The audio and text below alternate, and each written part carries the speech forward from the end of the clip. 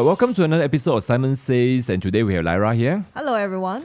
And Lyra, we have been talking about American politics the last couple of weeks, right? Yeah, our favorite. I mean, Malaysian news as well. Yeah, but it was interesting. We talk about CNN, we talk about DeSantis and Trump, and those have big impact over what's happening in the States and of course here. And we have been saying that the local development looks a bit quiet. Yes. But state election is coming out, and so it might be interesting. But today we want to kind of zoom back to the Malaysian news, right? Yep. So what have you been reading? What has been catching your attention? Well, I think one of the things that we have been very passionate about is really the budget. Mm-hmm. I mean, earlier on we talked about the debt ceiling being raised in the United States, but here in Malaysia, we want to talk about the part whereby our Prime Minister previously mentioned about the fact that he's going to be a good steward of the budget 2023. Mm-hmm. And here we have this news that really just headlining the whole thing. That it says the Health Ministry renew Pharmaniaga Logistics Sdn Bhd's contract to manage its supply chain and medical product logistics because of its excellent past performance. But the thing here, which is a bit alarming, is that previously, I mean, back in February, we saw that Pharmaniaga post 607 million net loss for 2022 and classified financially troubled. So when people think of it, I wonder if people are too, basically they don't remember the news or they don't, I mean, it doesn't bother them because maybe the figure is too big for them to even comprehend, or maybe they perceive it to be two different entities altogether. But when we were just talking earlier on that Pharmaniaga, I mean, who's the big boss behind this whole thing? I mean, is it a government-linked companies, or is it actually directly owned and directly related to the Ministry of Defense? Yeah, we were just talking about it earlier on, and we kind of had to do a bit of reading also. I mean, of course, Pharmaniaga kind of came into the imagination of the general public during the COVID seasons because they were the main company that procure all the vaccine, and they were given huge budget. But then, of course, the last time we talked about this company, they were already in PN17 status, which basically is for a listed company in sort of distressed financial situation. And so the whole thing about excellent past performance, I think that's the thing that you want to highlight, right? Yes. It's sort of like a mockery, right? And now it's not that we want to pick, go and nitpick all the every little speech and things like that. But we want to also talk about the general feeling of reform, which do you think is fair to say is somewhat lacking? It is. I mean, we have defended the unity government. We kind of say, look, give it a bit more time, give it a bit more time. And of course, we say wait until state elections. But still, the reform seems trickling. Well, I mean, even when we say give it a bit more time, there still should be a timeline, right? I mean, you can't be forever on a rubber stamp. You don't know when we are going to be able to see and have a review. I mean, even with company, the employees, you have yearly KPI. I mean, we're not really asking for a lot. We are just saying that within these few months of performance, because when you are saying that you're championing for reforms, you're championing for a better management of the budget. But these sort of things are the things that will really scream, come, look here. Because, I mean, where else are you going to be able to evaluate the performance of the current government? Now, I know we want to talk about Pharmaniaga and all the government-linked company, but before we go into that, if we take just one step back, because remember the whole thing about unity governments, the background behind it was Perikatan Nasional, the Green Wave. So there is this, some commentator, they hold this view that the unity government is kind of passive, kind of quote-unquote neutral. I mean, I won't even use the word neutral. They're basically just not going for hard reform. It's because they don't want to quote-unquote spook voters. And it's like, why would voters be against anti-corruption? Why would voters be against getting rid of the systemic issues that have plagued our financial status? Are you saying that those who supported Perikatan Nasional, the Green Wave, are for corruption? Because that seems to be the mindset, that if we do too much reform, it will spook, quote unquote, the Malay votes. But I think, if I am a Malay, I will be insulted by this kind of thinking. Yeah, exactly. Because you are saying that I'm more corrupt and any reform will cause me to vote the old regime, so to say. I don't know. It's just all the commentators I've been reading, and people are very, very frustrated, especially the civil rights society. Now, you know my view on civil rights society, right? I appreciate what they do, but I think sometimes they are in those morality high ground, up and mighty. But I do think they are onto something here, It's like, why are you so afraid? Prime Minister Anwar Ibrahim, what are you afraid of? Yeah, exactly. And I just get that feeling that it is, okay, maybe it's a tactical considerations, maybe it's just an election strategy. But of course, we know DAP being one of the main partner is really in a bind. And even PKR, right? You're supposed to be reformist party. And I don't hear people kind of having a robust discussion. Now, you can say about unity government, let's not rock the boat, etc., etc. Those are, I guess, fair comments. But after 6-7 months, I guess people are a bit frustrated with the lack of progress. Yeah, exactly. We just talk about the fact that there are many, many Republican candidates that really just join in the presidential ring. Yeah. And never before you have seen that the former Prime Minister, President Trump, his polling was really just going up higher and higher each time because he touched on the right topic. He dare go to the places whereby people think it's not politically correct for you to say so. And yet he really touched the core of the voters' heart. Those cultural issues, those bread and butter issues. So if we really learn from the lessons from the United States, surely I think our Prime Minister could have a bit more boldness to really just challenge this sort of status quo, because these are the exact reasons that we have voted in the current government. Like it or not, we may not have the correct the threshold to reach the whole PH government, but you have the unity government. Still, people voted them in.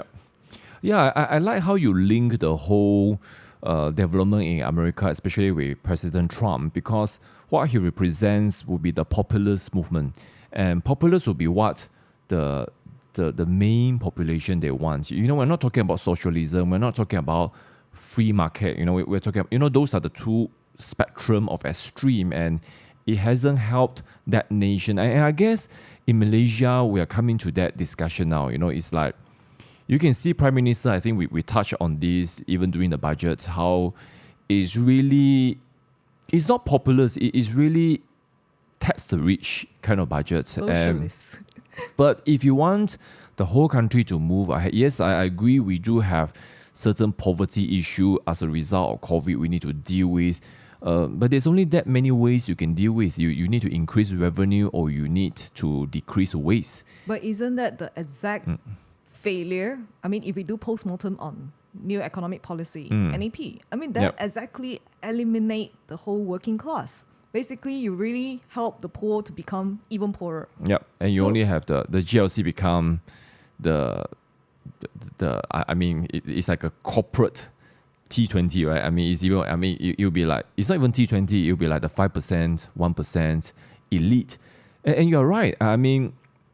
Some people have kind of critiqued NEP, but it is still, do you feel like it's still kind of topic that people do not want to talk about? Yeah, I think so. And I think for two reasons. One would be, it is just so long already and people can't even remember. I think this generation cannot understand, or it's not reminded, it's not in the curriculum, it's not in the consciousness of the people, how the whole NEP created such a GLC kind of culture around the whole nation. Then, of course, the second thing is people don't want to talk about the failure.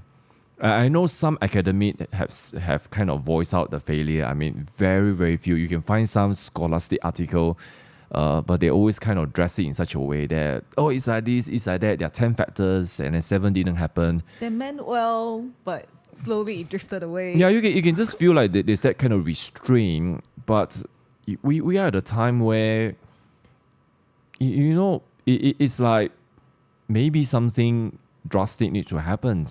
And I guess maybe with the unity government, they felt a bit bound because of so many different collision. But they all seem to want to say that we are against corruption, right? But anyway, if we come back to the Pharmaniaga thing, I mean, I'm just reading this article you sent me. The headline, of course, MOH renews Pharmaniaga contract. That's what you alluded earlier on. Just 8th of June, very, very new article. But I'm just thinking, because PN17 is Bursa Malaysia, is a status for distressed company. If you want to get out from there, you need to submit a plan to say, I'm able to rehabilitate, I'm able to come out stronger. Maybe that's why they needed a 10-year contract. Maybe. Yeah, I mean, if you think, now I'm putting on my restructuring hat, because I come from insolvency background. So if I'm the consultant, I would say, look, you want to get out from PN17, you need contract. You need to show to Bursa that you are able to go into the black and not red. Now, my question would be, because having known that this Pharmaniaga is actually under bolstered holdings, which is basically under Lembaga Tentera, so LTAT, which manages the pension fund for all the armed forces. So, and it's under the Ministry of Defense. So here you have the Ministry of Health that renews the contract. And here you have Ministry of Defense, who is basically... Yeah, it's a left hand to right hand. Yeah, but my question here would be, isn't it a conflict of interest between the two ministries? I mean, any ministries in the government, so long you have the power, you have the say, you have the majority, isn't your interest for the people?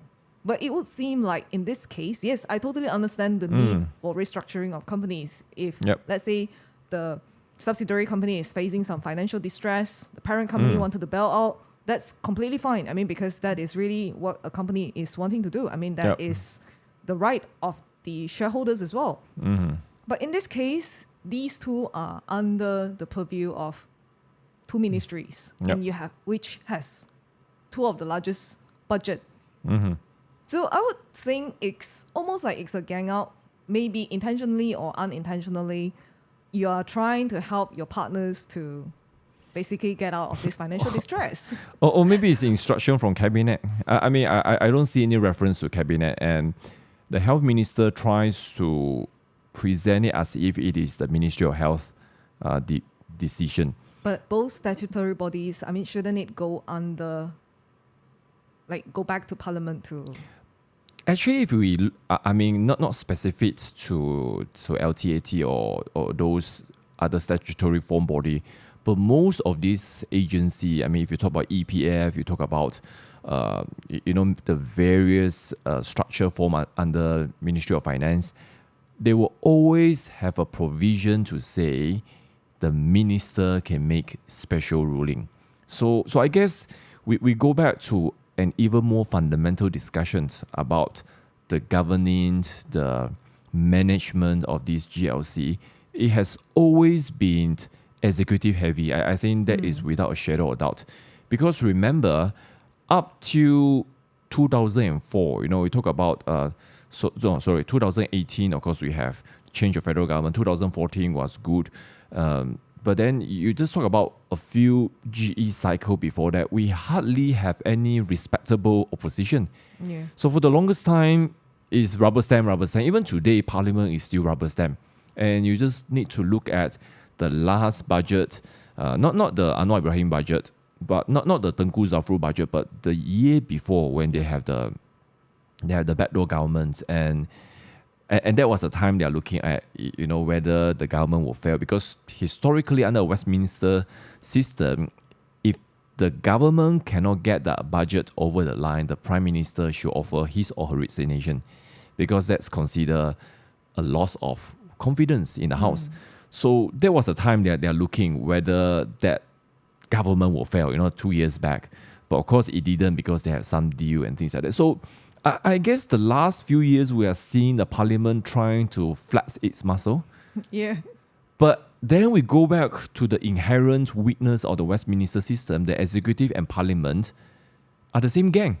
Now, of course, technically you have the backbencher, which technically speaking are not executive. I mean, I say that means you are a member of parliament, but you have no official positions.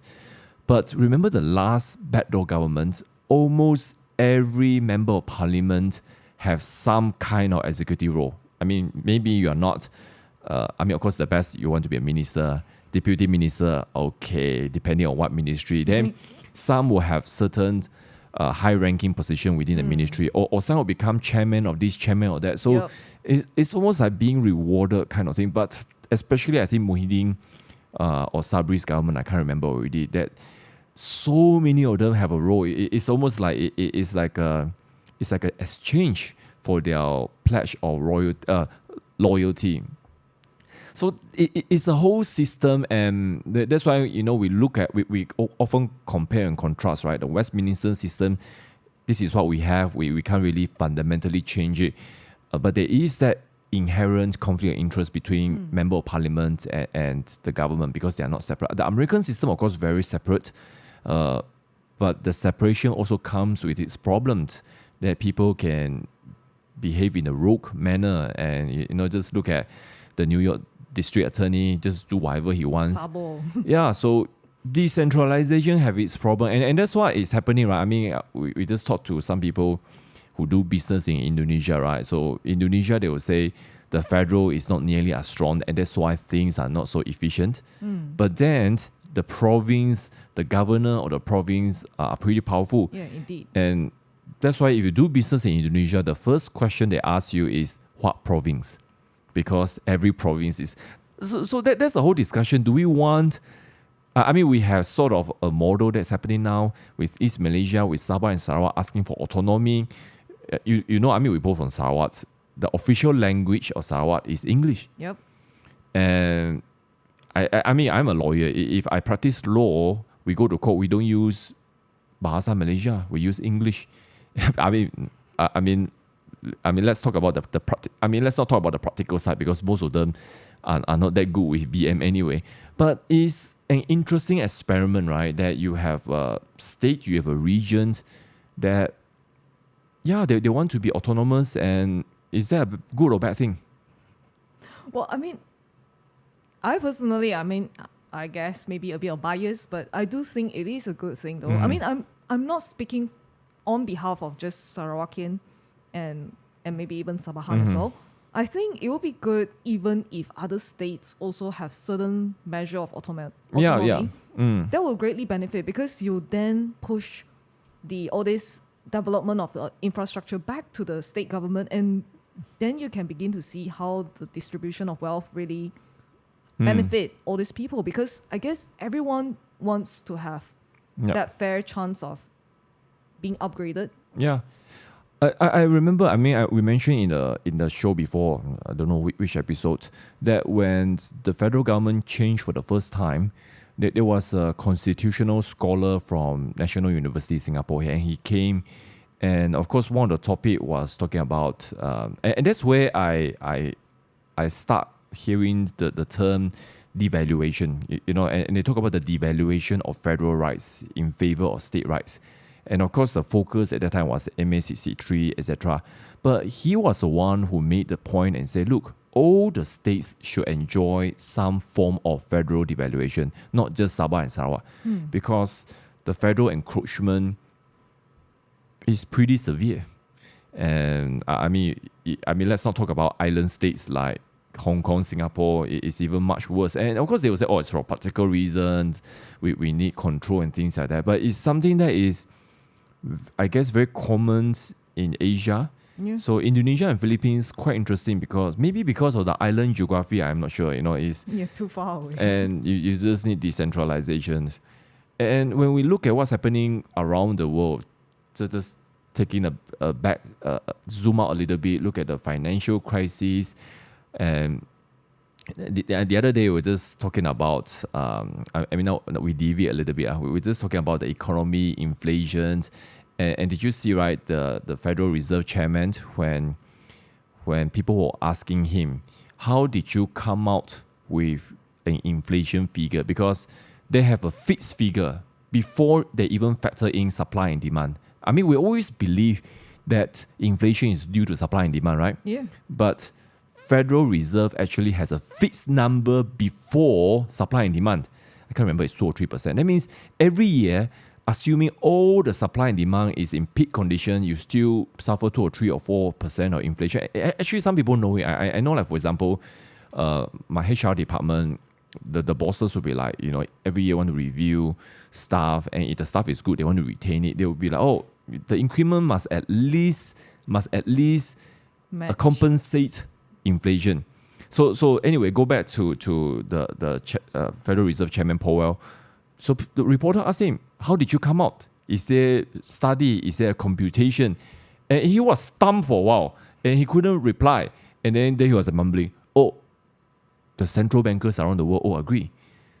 So it's like, there and then now people will say, oh, you're being a conspiracy theorist. But it's not. It's like, there and then you see the power of centralization. Or I should say the abuse of power of centralization. Yep. They can just fix any inflation. And of course, we know why. Because the fiat system, print more money. And that's why now in a way you can see why economy wants to kind of decouple with dollar, because America is just printing money. Yeah. And it's like, I think so many people want to decouple if they can, because they know the value will just become weaker and weaker. But anyway, this is like the whole framework about centralization and decentralization. And okay, let's not deviate too far and come back to Pharmaniaga, because I guess from our discussion, you are saying about what kind of accountability, right? What kind of control? I mean, here we have the Ministry of Health blatantly say they perform well, and we know it's just bullshit, right? I mean, but what do you think? What would you like to see, I guess? Yeah, because one of the things that really caught my attention was because Dr. Zaliha was basically just commenting on the performance, the great performance, past performance, in a reply to Mr. Tan Hong Ping, which is Pakatan Harapan Bakri. So he urged the government, to state if Pharmaniaga's monopoly in supplying medical products to health ministry facilities will be broken. But I would say the answer is not really clear. You're not really answering the question. Instead, you're just saying, oh, because they did well. So you're basically rewarding,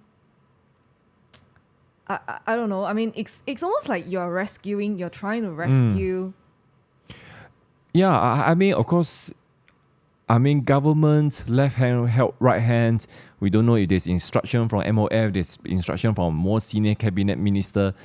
Chief Secretary, we always say the most powerful person in the whole government is Chief Secretary. The Chief Secretary could have just call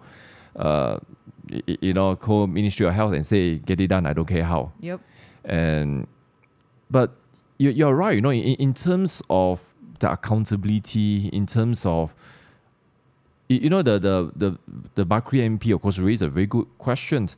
When the vaccine was brought in, there was supposed to be a white paper, and I remember you being kind of asked about it. But until today, we don't really see. That was during KJ's time, because billions and billions of ringgit were spent on vaccines. And I guess we want to know how many vaccines you buy, how many you spend, how many will destroy, because if you perform so badly when you are forcing everyone to take vaccine, then either something is wrong with your supply and calculation. Something is wrong with the business model. You are a quantity surveyor, already. It's like if you buy even 10% or 20% too much of material, I think the quantity surveyor will be screwed, right? Yeah. He or she will lose a job already. So it's like you're supposed to be on the back of 2 or 3 years where the government is forcing everyone's, or okay, maybe forcing is a bit too strong.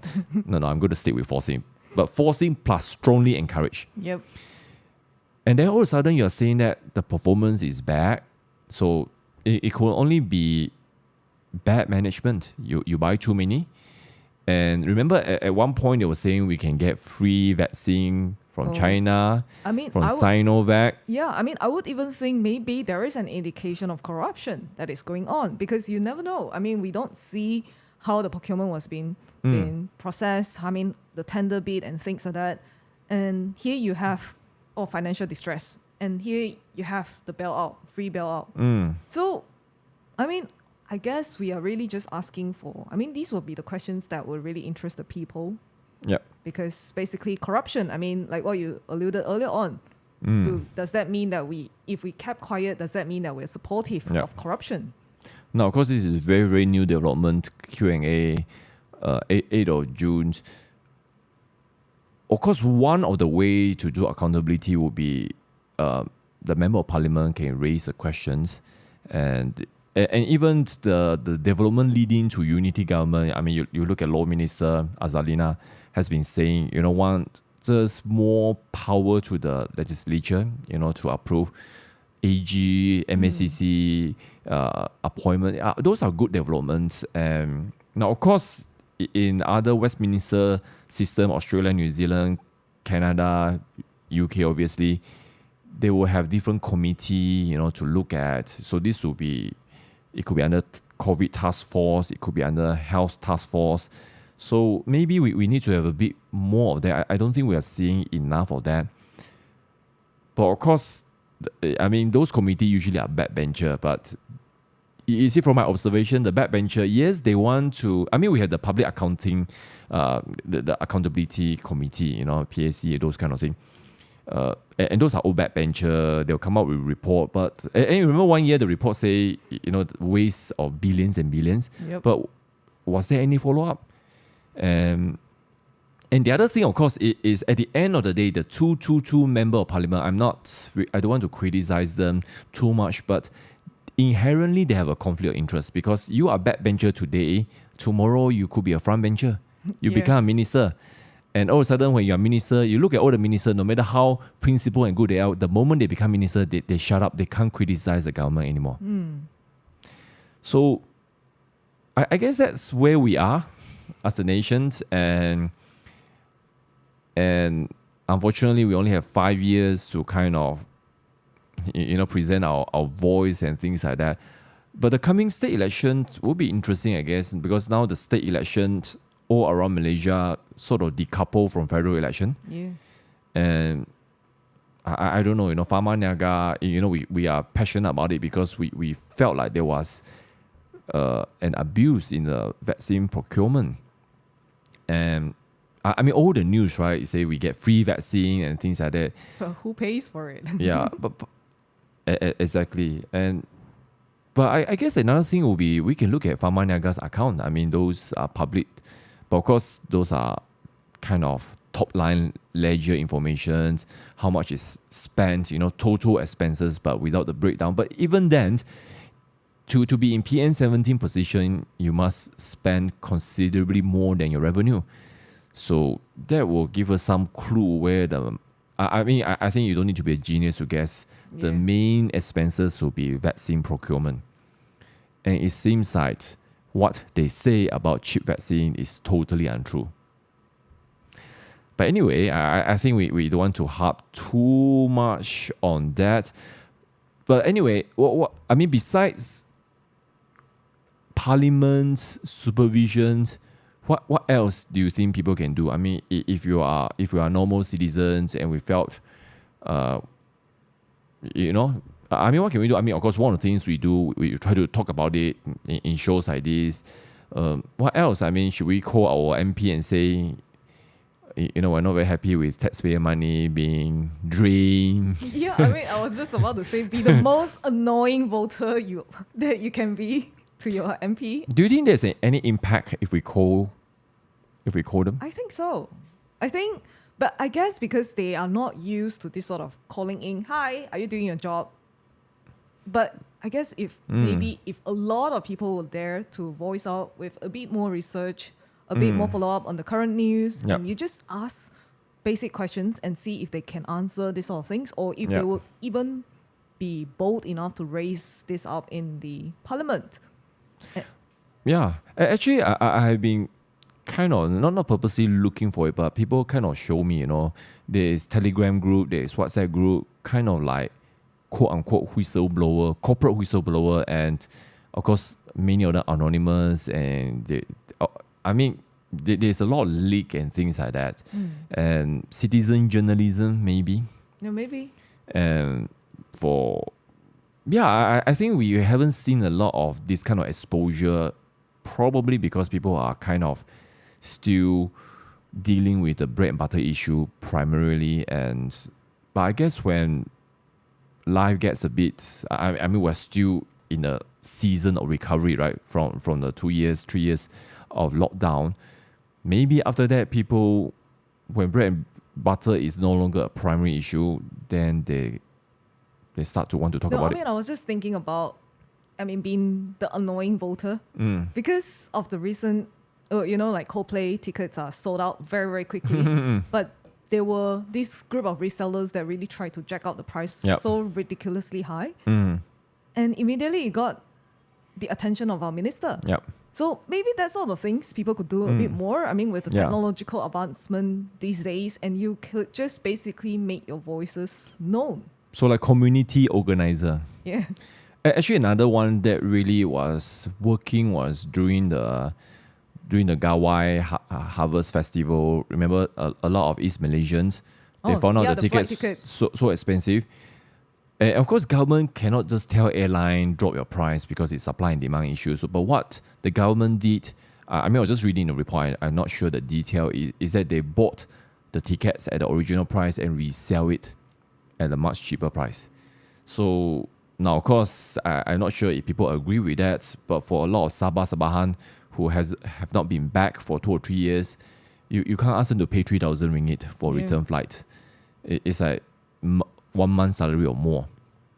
So many of them were able to go back for maybe 600-700 return. So that also comes from the outrage, right? People have a certain outrage, and so I guess it's like how we see here and there, right? People can post in social media. Social media, of course, the reach could be wide or narrow depending on your followers. But maybe someone could kind of harness all the energy and make it into... we see that a lot with the grassroots political movement. You need to harness the energy and kind of just synchronize and amplify. So maybe, through social media, through funny, sarcastic video, I don't know. Exactly. Ours is a bit more serious kind of discussion. But I think Malaysian sarcasm work, right? Talking about sarcasm, do you want to just quickly touch on this? Yeah, but I think maybe we can kind of do it in another episode. I think our time probably allows it. So I think let's end the discussion on Pharmaniaga for now. Okay, so until next time, bye bye. Bye bye.